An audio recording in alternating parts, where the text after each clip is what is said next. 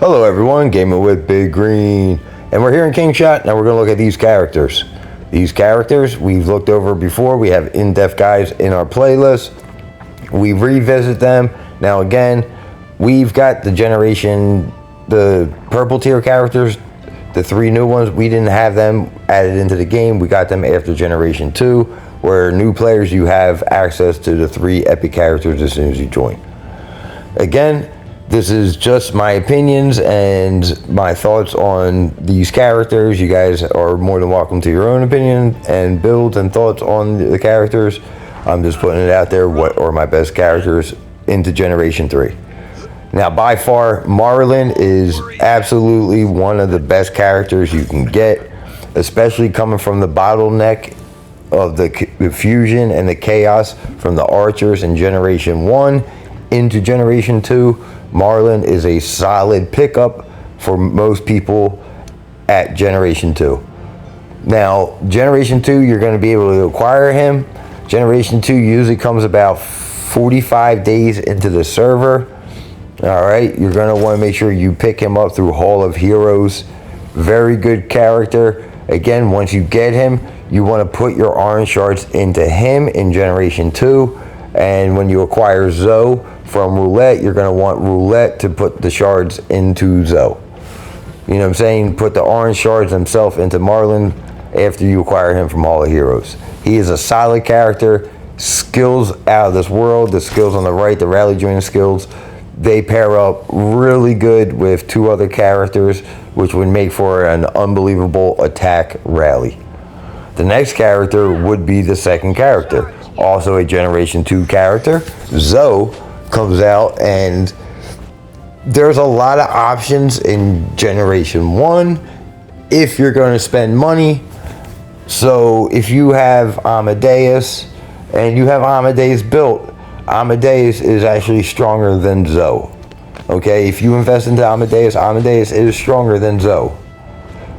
Now, Amadeus, though, doesn't have, you know what I'm saying, you can't upgrade through the shards.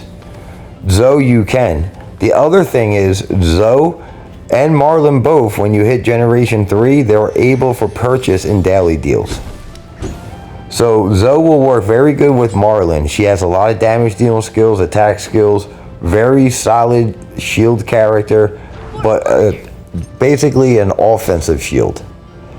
So now Jabel would be a good person to fit into this lineup into Generation 2, but once you get into Generation 3, you're going to want to swap her out or start working to swap out for a slightly stronger character.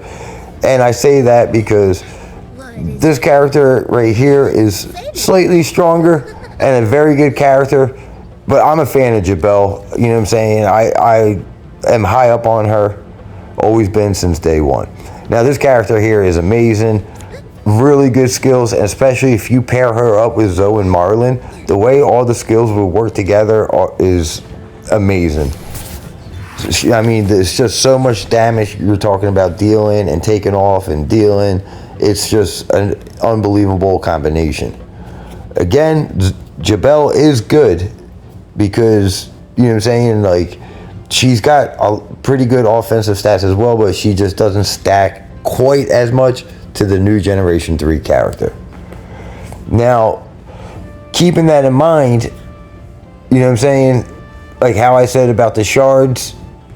Now, if you're in Generation 1, do not put orange shards into Jabel because you get her from the gold keys. You're going to want to put your orange shards, if you're in Generation 1, into this character here. This is Saul. Saul's a very good character in Generation 1 because if you're not investing your orange shards into him, you're going to be stuck with Quinn, and Quinn is horrible. Quinn is trash, okay? So Saul is a very, very good character that you want to try to build up in Generation 1. He's going to be replacing the Generation 2 with Marlin, but you're going to want to try to invest into Saul if you're in Generation 1. Because, again, this guy right here, Quinn, is trash. Okay? I mean, he has a rally joining skill of damage taken down. Okay? And he has a damage up on his second skill, but I believe that's a chance of damage up. So he's a very bad opener character. You do not want to open with Quinn, and you can't join with Quinn. So the only thing he's about good for is PvP. You know what I'm saying? You don't want to open with Quinn. You're going to want to get Saul at least to try to open with. Again, he's a purple tier character. He's only going to have 2 skills, and one of his skills is defense. Where Saul is at least giving you a 25% increase of lethal. He's increasing your defense and your health. You got the construction buff, but he also has a widget skill, which will help him even farther. You know what I'm saying? He also will add defense right there. So, I mean, even if you can't get this widget skill here, he's still, just with his 3 skills and like take out the construction skill, he's still got just better skills in general and higher base stats than Quinn. So you're going to want to try to get Saul Generation 1, so that way you also have him as an option in Generation 2 and 3. Because in Generation 3, the only other archer that you're going to get is, I'm not going to call him trash, but he's not good. So he's a defense character, this guy right here. All right, you're not going to plug him into your offensive lineup. You're definitely not going to bring him to the bear trap. He's not a joiner. All right, what this guy is good for, he works with Eric and Hildy and garnishing. All right, this guy right here, he's a tank. He is something I'm actually very excited for and very excited to build, because I don't have a shield type, or, you know what I'm saying, an infantry shield that is solely the defense. They're all built for offense. Now he right there with the falcon and the swords, he's probably the best rally joiner you can bring for the garnish, for the defensive side. And again, he's going to be an opener. Eric will be. Wise man does not fear. So I don't have Hildy, and like, now I don't garnish that much. I have a couple people on top that will garnish. So I'm going to want to try and invest in this character right here and increase his stats, so that way I can try to garnish, you know what I'm saying, bring him as a rally garnish defense character. Now, Gordon's good too. Don't sleep on Gordon, y'all. Gordon's he's got health up. And what do we always try to increase when we increase our infantry? Defense and health. So don't sleep on Gordon, guys. But Eric is a beast of a character, and we're going to talk about him more in a second. But looking at Saul, you know what I'm saying, he's someone that don't go too overboard with, but you have to do something with your orange shards in Generation 1. Do not put them in Jabel. Now you got Amadeus and Helga, but you can't use orange shards in them. So you have to put your orange shards into Saul. Now again, this guy right here, he's an archer. Does not stack up to Saul, let alone Marlon. But you're going to want him with Hildy and Eric, the guy that we just showed. Eric, Hildy, and that guy Jaeger, you're going to want to have them all together. They're going to be a good defensive lineup, and you're going to want to call for that guy right there to be your rally joiners. Again, I don't garnish that much. Mark, he's my top guy. He kind of does the garnishing. He has Hildy, so he might want to consider grabbing him, but for me, he's going to be a skip, just like Hildy was. Now, this right here is probably the best character for rally joining in the game, and because of her skill for the research, that really makes her one of the top characters. Now, she's got healing speed and attack. Lethal is better than attack always. Damage is number 1, lethal, and then attack.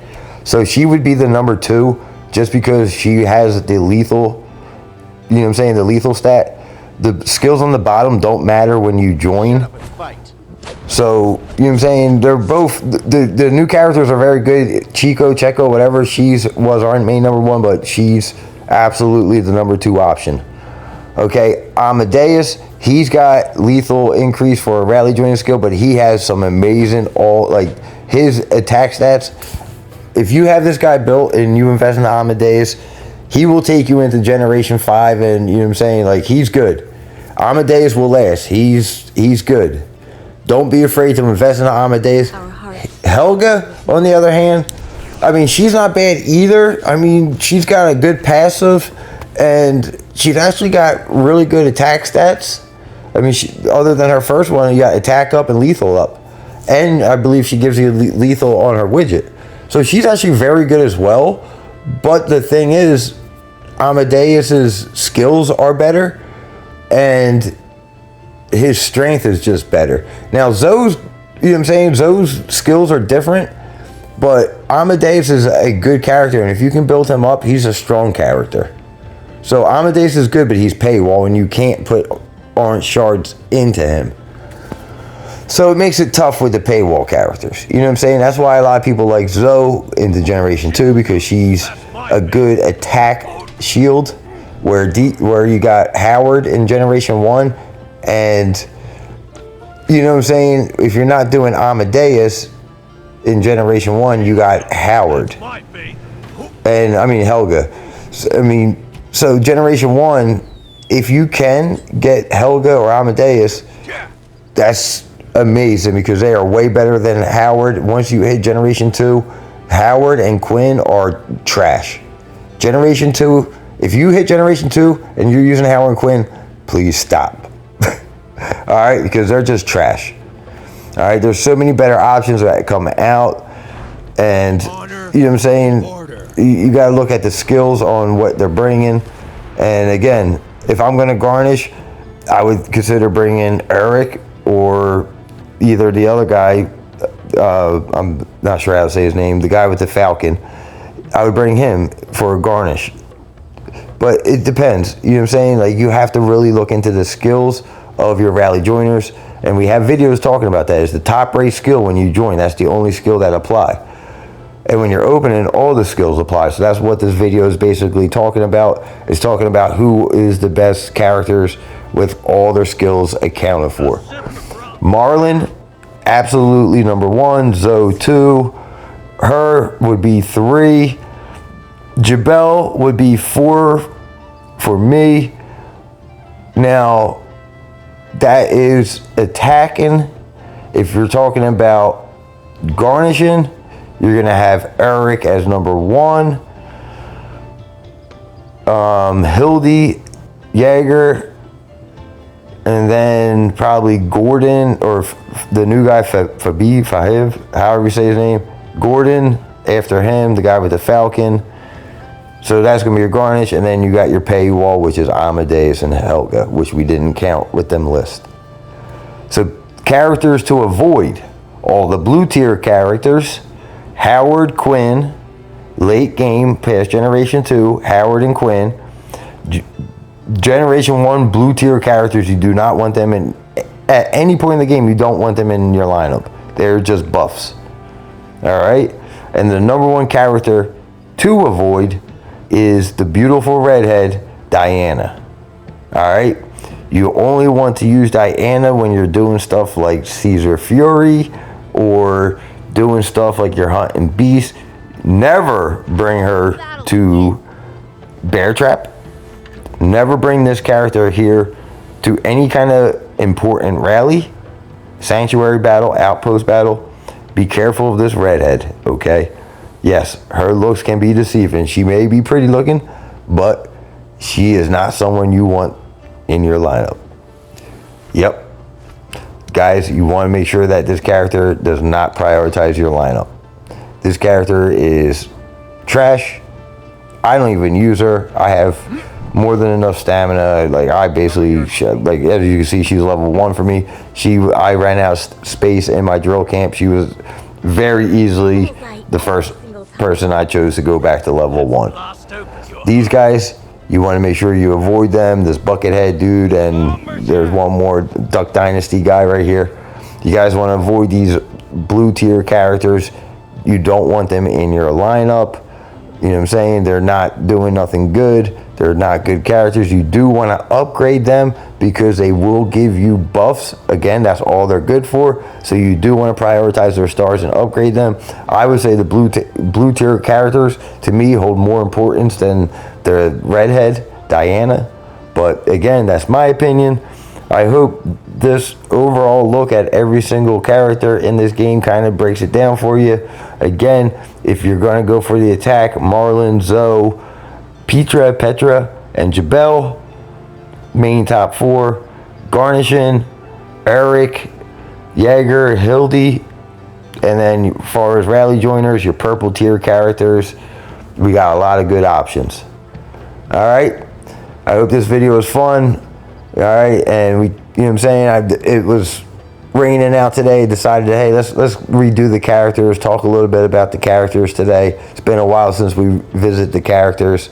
So we're just doing this for some fun today. We're going to have some more videos coming out. We're going to basically cover Alliance Brawl conclusion coming up shortly, because I don't think we're going to have to go to the end. And I'll show you guys what I'm talking about. The Gathering buff has worked amazing, so we've basically killed the competition, so we don't have to do the last couple days. But we're going to have more videos coming out. Thank you guys for watching. Y'all take care. Have a good one, guys.